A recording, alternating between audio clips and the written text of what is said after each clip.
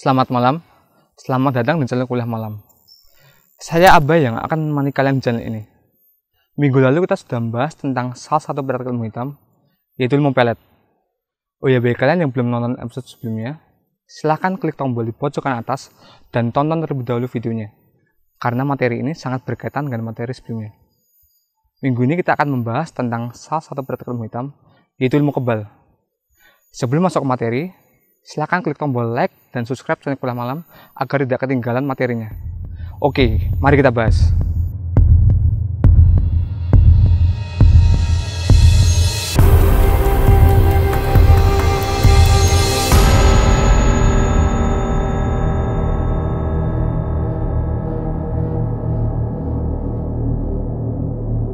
Keamanan dan keselamatan merupakan hal pokok yang wajib dipenuhi dalam hidup manusia.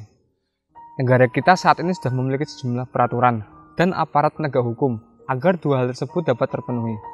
Namun jika kita mundur sedikit dan melihat sejarah, akan ada saat di mana setiap manusia harus melindungi dirinya sendiri dari segala ancaman yang mungkin ada. Ancamannya pun beragam, mulai dari serangan hewan buas, bencana alam, atau bahkan serangan dari sesamanya. Pada waktu itulah orang yang terkuat akan menjadi pemenang, sedangkan yang lemah akan selalu ditindas. Berbagai cara akan dilakukan untuk menghentikan penindasan yang berlangsung, atau setidaknya hanya untuk melindungi diri dari serangan. Salah satu caranya adalah dengan menggunakan ajian ilmu kebal. Mari kita bahas dari pengertiannya terlebih dahulu. Kata kebal menurut KBBI memiliki arti sebagai tidak mempan senjata atau tidak dapat terlukai oleh senjata. Ini merujuk pada kekuatan yang dimiliki oleh para pelaku ilmu kebal. Secara umum mereka akan memiliki kekuatan yaitu tidak akan terlukai dari berbagai serangan yang diberikan. Ada banyak cerita mengenai orang dengan ajian ilmu kebal. Yang paling populer adalah jagoan dari kampung Rawabelong, Jakarta Barat, yaitu Si Pitung. Si Pitung diceritakan sebagai tokoh yang menjadi Robin Hood untuk warga Jakarta di kala penjajahan Belanda. Meski masih mengundang perdebatan terkait kebenarannya, tetapi Si Pitung dipercaya memiliki ajian ilmu kebal yang membuatnya kebal senjata tajam, bahkan peluru. Pada episode kali ini, saya akan menjelaskan 8 ajian ilmu kebal yang dipercaya masih sering digunakan di masyarakat sekitar. Mari kita mulai dari ajian ilmu kebal yang cukup terkenal, yaitu ajian Pancasona. Ajian ini memulihkan tubuh dengan menyatu di alam bebas. Ajian ini berasal dari jin dan makhluk jahat lainnya. Makanya, ajian ini termasuk ilmu hitam. Efek dari ajian ini yang membuat orang yang menggunakannya mempunyai kekebalan dengan tingkat tinggi. Mereka masih bisa hidup walaupun digores pisau, terbacok, atau bahkan hingga diledakkan. Intinya jika masih ada alam, mereka tetap bisa hidup.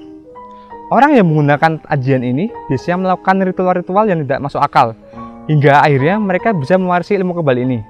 Caranya adalah dengan membiarkan roh jahat merasuki orang tersebut, yang pada akhirnya akan membuatnya memiliki kekebalan tingkat tinggi, tetapi berperilaku sangat jahat, layaknya jin.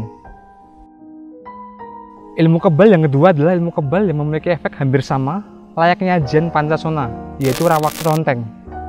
Bedanya rawa ronteng lebih mengkhususkan tidak bisa mati jika tubuhnya terluka karena senjata tajam.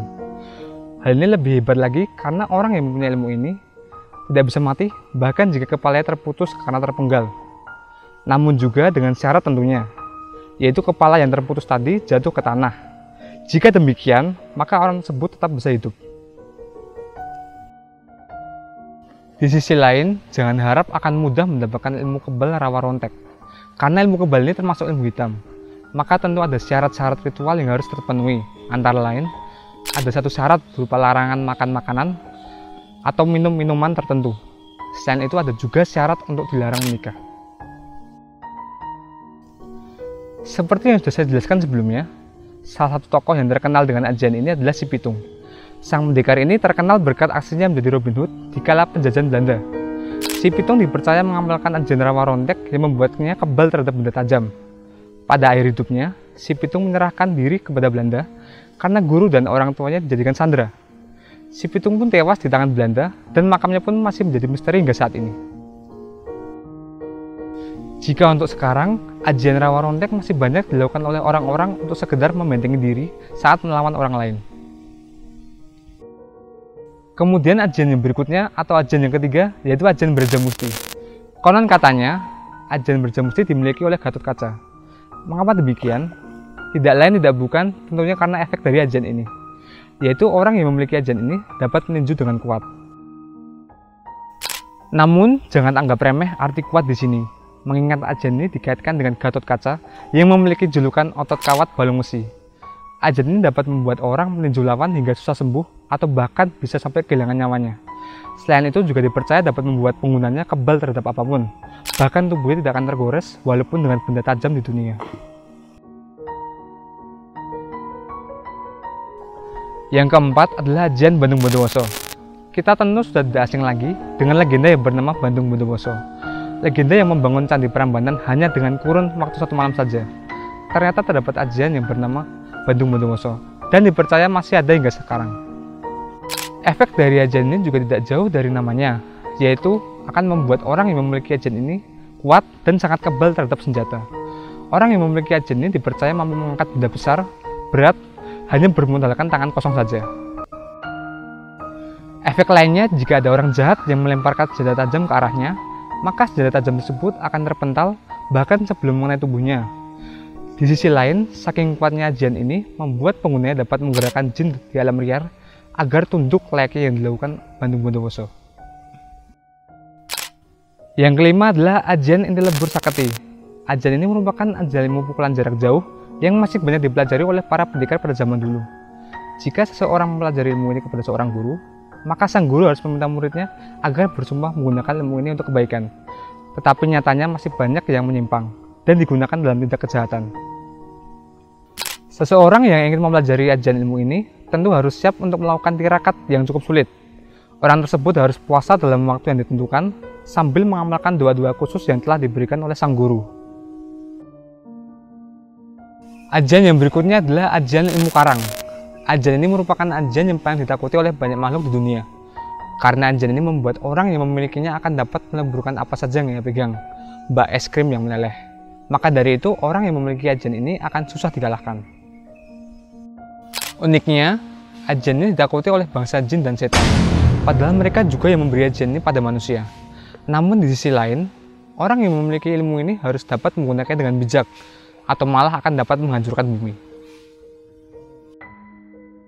Ajian berikutnya adalah Anji Lembu Sekilan. Seorang yang memiliki ilmu lembu sekilan akan menjadi sakti mandraguna karena memiliki tameng kebal saat bertarung dengan musuh. Tubuh pengguna lembu sekilan tak akan tersentuh lawan. Bahkan saking kuatnya perisai gaib ini, pukulan atau senjata lawan akan melenceng sekitar 50 cm dan hanya mengantarkan angin saja. Untuk mendalami ilmu lembu sekilan, seseorang harus menjalani puasa ngidang selama 40 hari. Puasa ngidang sendiri adalah puasa yang dimulai pada Kamis pagi dan dilakukan seperti puasa pada umumnya. Yang membedakan hanya dalam hal buka dan hal sahur. Dalam puasa ngidang, sahur dan buka hanya diperolehkan makan dedaunan berbumbu garam dan minum menggunakan air kendi saja. Setelah selesai berpuasa 40 hari, dilanjut dengan puasa ngebleng selama 3 hari 3 malam, serta tidak boleh makan minum dan tidur. Ajian yang terakhir adalah ajian ilmu kebal Waringin Sungsang. Ajian ini kerap dikatakan sebagai ajian paling hebat dalam dunia persilatan.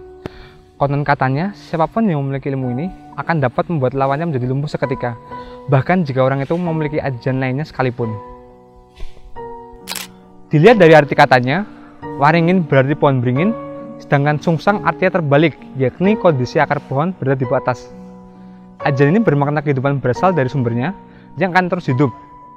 Makna inilah yang kemudian menjadikan Waringin Sungsang sebagai ilmu kebal dengan tingkat yang sangat tinggi.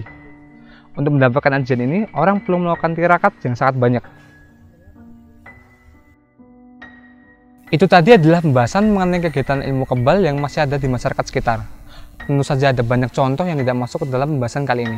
Sebagai penutup, materi kali ini tidak dibuat untuk mengajak atau menakut-nakuti, melainkan untuk menjelaskan bahwa praktik ilmu kebal masih ada di masyarakat sekitar kita. Akhir kata, jangan lupa untuk like, komen, dan subscribe channel Kuliah Malam agar tidak ketinggalan materi selanjutnya. Terima kasih dan sampai jumpa.